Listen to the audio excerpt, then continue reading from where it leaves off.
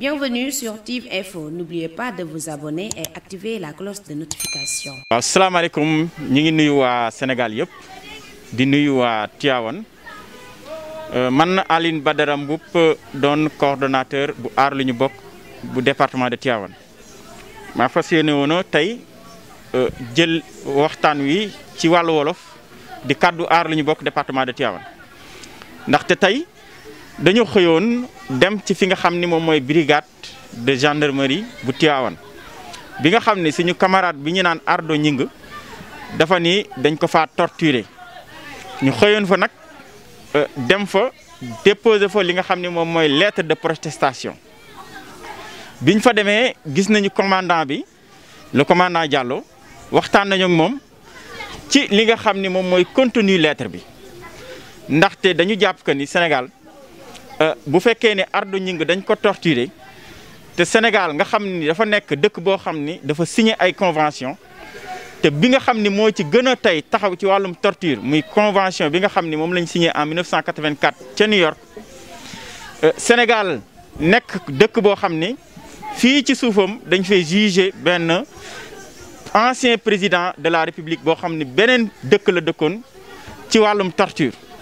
donc ñun citoyens sénégalais mënuñu accepter fii ci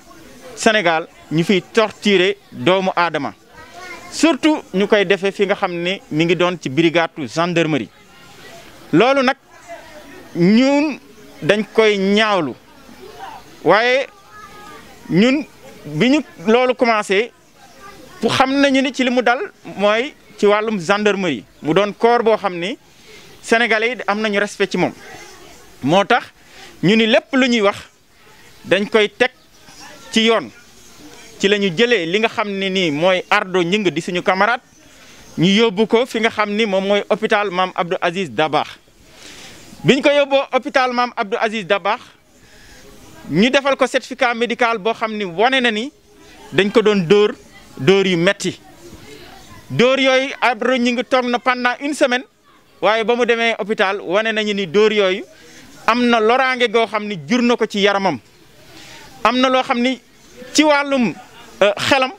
ak ci wàllum nekkinam vraiment jël na ci coup boo xam ne nii pour mu jugaat ci dina metti trop loolu nag la ñuy ñaawlu Ardo Gningue nag jëmmal ci tur bi nga xam ni moom mooy le colonel Sarr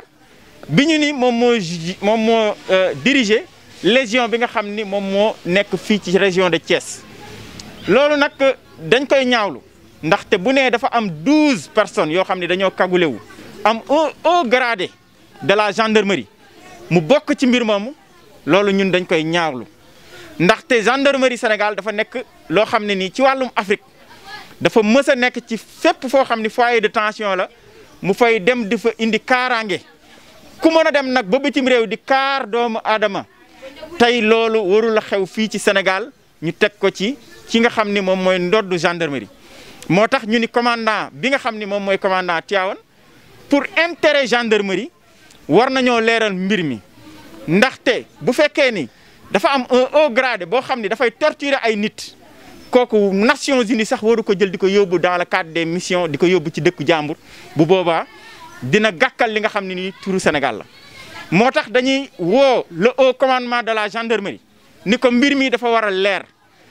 leer parce que. bu fekkee ni dafa am ay brebis galeuses yoo xam ni dañoo nekk genre milice bu nekk ci gendarmerie c'est de l'intérêt de la gendarmerie mu identifier leen sanctionner leen parce que ñooñu tey mérité wuñu ñu leen di jox arme ñooñu mérité wuñu ñu leen di jox liif ñuy dal ci citoyen boo xam ni dafa nekkoon dans le cadre d'une enquête Ardo Gningue wax ci ay loo xam ni dañ ko doon teg ci deram di ko jéem a xoqatal pour mu joxe ay information avoué ni dañ doon taal ICS ñun nag wax nañu le commandant de la gendarmerie que ni ñun aar lu ñu bokk Tivaouane ay citoyens yu responsable lañu ñun aar lu ñu bokk Tivaouane mosuñu woote à la violence ñun aar lu ñu bokk Tivaouane lépp luy defar dëkk bi ci la ñu ànd waaye nag duñu accepter li nga xam ni mooy suñu dignité ñu koy xotti li nga xam ni mooy suñu warma ñu koy xotti ndax lii nga xam ni def nañ ko Ardo Gningue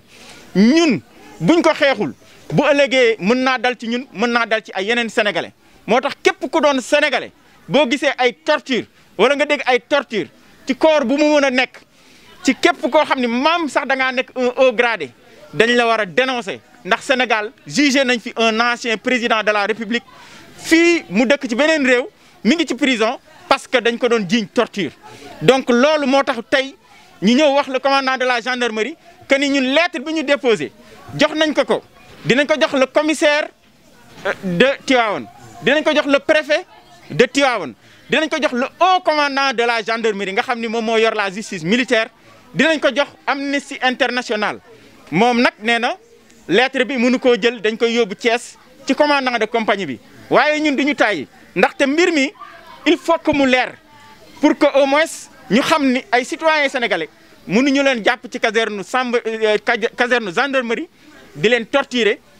tey dañoo war a laaj kon lii bu nekkee am na ñaata citoyens sénégalais ñoo nekk ci kaso yi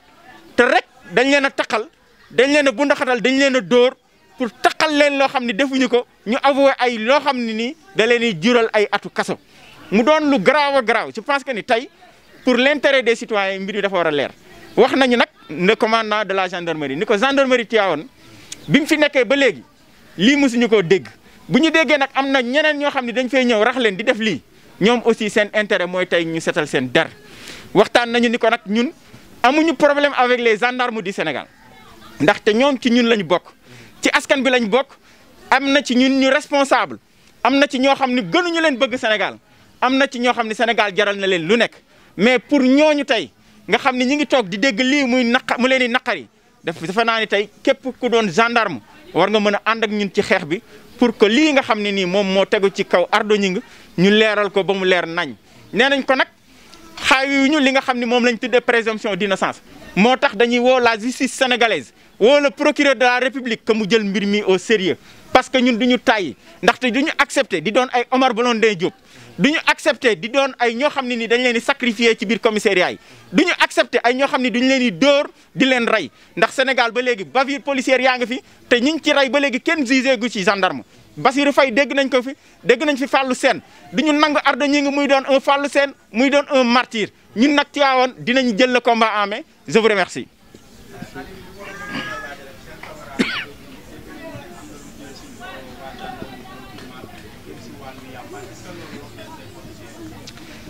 ñun bi ñu nekkee commissaire bi waxtaan nañu waxtaan wu yaatu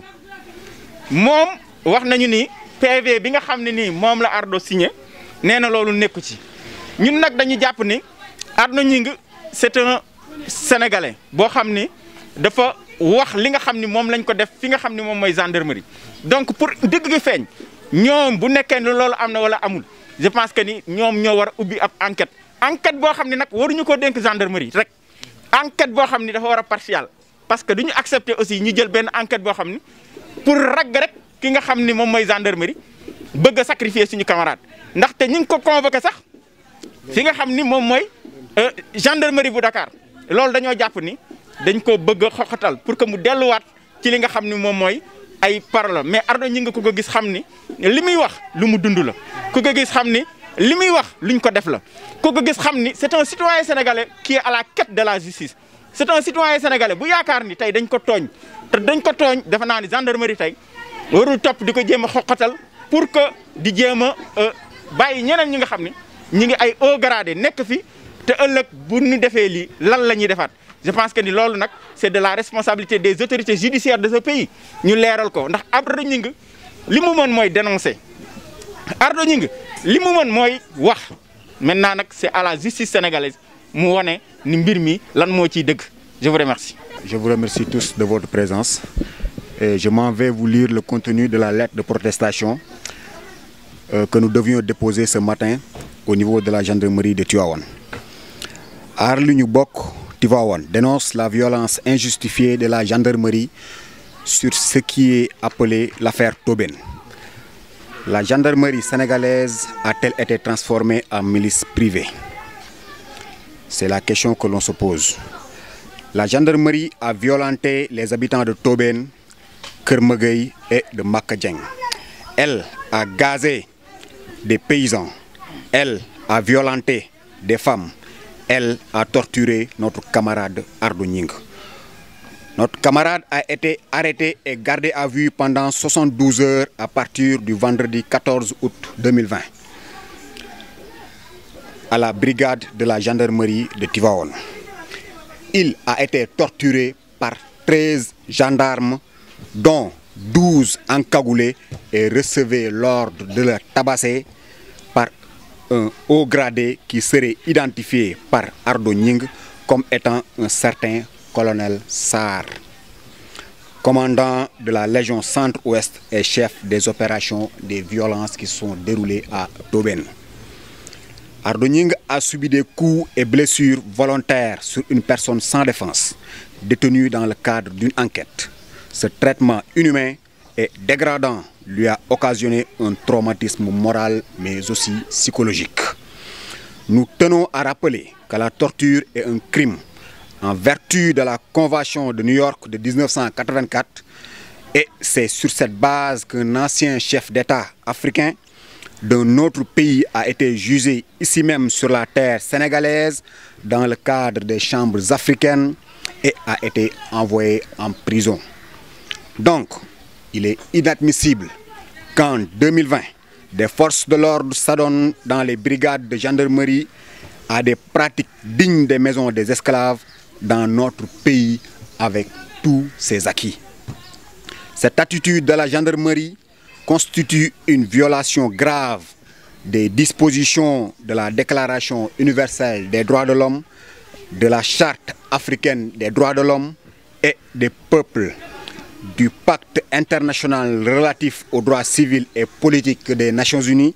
et de la Convention contre la torture et les peines ou traitements cruels, inhumains et dégradants. Nous, citoyens sénégalais et membres de Aar Li Ñu Bokk Tivaouane, soucieux du respect des droits et libertés individuelles, mais surtout en tant qu'êtres humains sensibles à tout semblant de piétinement de la dignité humaine, se voyons obligés de dénoncer jusqu'à la dernière goutte d'énergie cette violence injustifiée des forces de l'ordre qui doit être bannie dans une société de droit et de justice. Nos forces de sécurité ne doivent pas inspirer la peur à ceux qu'ils ont pour mission de sécuriser. Une telle attitude est un cinglant échec de la mission de sécuriser la population. Nous ne pouvons pas laisser ces bavures prospérer et nous ne pouvons encore moins accepter qu'elles restent impunies lorsqu'elles se produisent. Si la gendarmerie a torturé Ardo Nying pour lui faire avouer des faits imaginaires pour accuser les membres de Aar Li Ñu Bokk, c'est à juste titre que Aar Li Ñu Bokk Tivaouane dérange. Tout ceci ne pourra pas nous arrêter dans notre engagement citoyen. En réalité, c'est Aar Li Ñu Bokk Tivaouane qui fait peur par rapport aux nombreuses adhésions des populations tivaouanoises et particulièrement la jeunesse à cette plateforme. Peine perdue. Cette violence aveugle n'a pu que renforcer la détermination de celles ou ceux pour qui la défense des intérêts et des ressources du pays est devenue une mission citoyenne. L'intimidation ne passera pas. Bien à vous. Je vous remercie. Ampliation sera faite au haut commandant de la gendarmerie, au préfet de Tivaouane, au commissariat de police de Tivaouane et à Amnesty International. Signé la coordination de la section départementale de Tivaouane. Merci. waaw salaamaaleykum ñu nuyu képp ku yeewoo Sénégal ak bitim réew maa ngi tudd Abdou Aziz Seydi di wax ci turu Aar Li Ñu Bokk Tivaouane di jaajëfal suñu ñaari camarades yi li ñu leeral ci wàllu dossier Tobène bi ak torture yi ñu def suñu mbokk Ardo Nying. Aussi di fàttali nit ñi di wax waa gendarmerie ne leen malgré torture yi malgré duma yi malgré tëj yi loolu du tax Aar Li Ñu Bokk Tivaouane reculer un iota parce que Aar Li Ñu Bokk Tivaouane mission am nekkul violence mission am nekkul saaga mission am nekkul dóore mission am nekkul taal mission am nekkul yàq alalu doomu aadama waxuma lag bu état foofu laa bëggoon a njëkk d'abord bi ci des dóor yi ñu ko duma di ko laaj ay information di ko laaj ay turu ñi ngay àndal ci seen mouvement bi man je pense que loolu c'est peine perdue comme ni ko camarade bi waxee léegi parce que ñun encore une fois laqatuwuñu ku suivre aar li ñu bokk Tivaouane depuis bi mu commencé ay activités am depuis des années à chaque fois que population yu ñu tooñ sollicité ñu dañuy ànd ak ñoom jusqu'au bout bu jaree conférence de presse ñi ngi def conférence de presse bu jaree dem ci média bi ñi ngi dem ci média bi bu jaree dem gendarmerie comme tey ni ñu ko defee dañuy dem gendarmerie te à chaque fois que ñu dugg gendarmerie wala police dañ fay bàyyi suñu tur dañ fay bàyyi suñu sant dañ fay bàyyi suñu ay numéro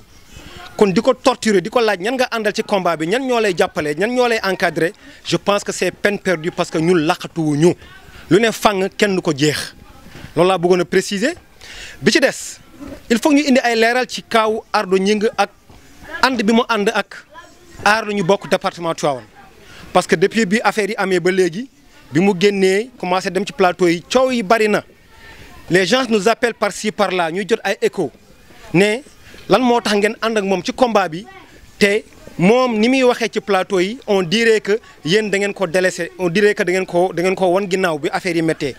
or que demeewul noonu moo tax tey ma ni il faut ñu indi leeral parce que ñu ngi woo de partout di ñu wax la même chose ñu fàttali ni Sénégal ak àdduna yëpp ne suñu mbokk Ardo Gningue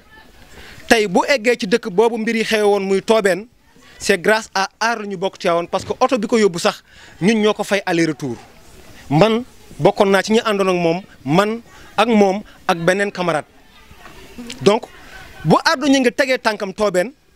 la ko fa yóbbu aar li ñu bokk moo ko fay aller retour bi ci des bi ñu ko jàppee le surlendemain le vendredi aar li ñu bokk ñoo ko njëkk a fekk gendarmerie bu Tivaouane en l'occurrence suñu mbokk Cheikh Tidiane ak suñu mbokk Mansour Mané ñoo dem nemmeeku ko ci turu aar li ñu bokk Tivaouane pour xool naka la def ak nemmeeku ko bi ñu jógee ci loolu ñu jàllale leen Thiès bi ñu leen jàllalee Thiès ñun ñoo leen jëlal avocat en l'occurrence maître Khoureyssi Ba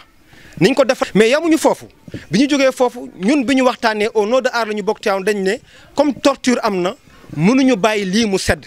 parce que bu ñu bàyyee mu sedd mën nañu ko def ñun mën ko def beneen citoyen sénégalais te comme ni ko mbokk yi waxee torture convention internationale yi nga xam ni Sénégal daf ko ratifié dañ koy tere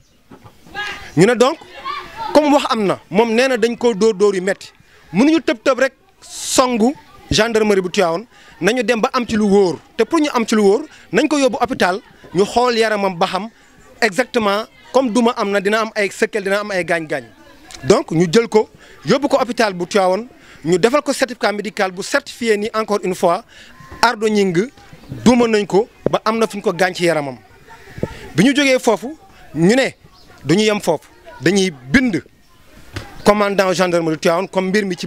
këram la xewee dinañu bind préfet bu Tivaouane dinañu bind commissaire bu Tivaouane dinañu bind haut commandant de la gendarmerie mais aussi dinañu bind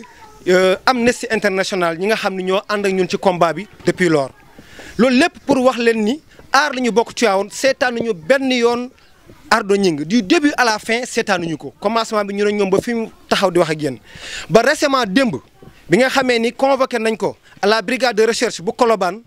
ñun ñoo ko boole ak suñu avocat maître Khoureyssi Ba pour mu yombalal ko ni mu war a def wax ko fi mu war a dugg ak fi mu war a génn donc nous tenons témoin à l'opinion nationale et internationale que aar li ñu bokk Tivaouane ay citoyens yu responsable ñoo fi nekk yoo xam ne bu ñu xasee engagé combat dañ ciy dem ba mu jeex mais aussi duñu engagé combat à l'aveuglette lépp lu ñuy dem daf ñu wóor nañu lii injustice moo ci nekk bu ñu ci demee dañu am gain de cause bu ñu ci demee population tivaouanoise dans le cadre général dañ ci am satisfaction donc ngeen baal ñu àq. voilà ñi di fàttali aussi ne ko présentement nii niñ ko boolee ak suñu avocat bi nekk Dakar maître Khoureyssi Ba ci convocation bi ñu ko convoqué démb noonu lañ koy encadrer aussi pour mu def plainte au niveau de la gendarmerie pour ñu topp affaire bi ba mu leer parce que aussi ni ñu ko waxee sànq même bu dul cadre dóor ay citoyens mais gendarmerie ci boppam intérêt la pour yëfi leer ba ñu xam fu dëgg féete ngeen baal ñu wax asalaamaaleykum Abdou Aziz Seydi au nom de aar lu ñu bokk Tivaouane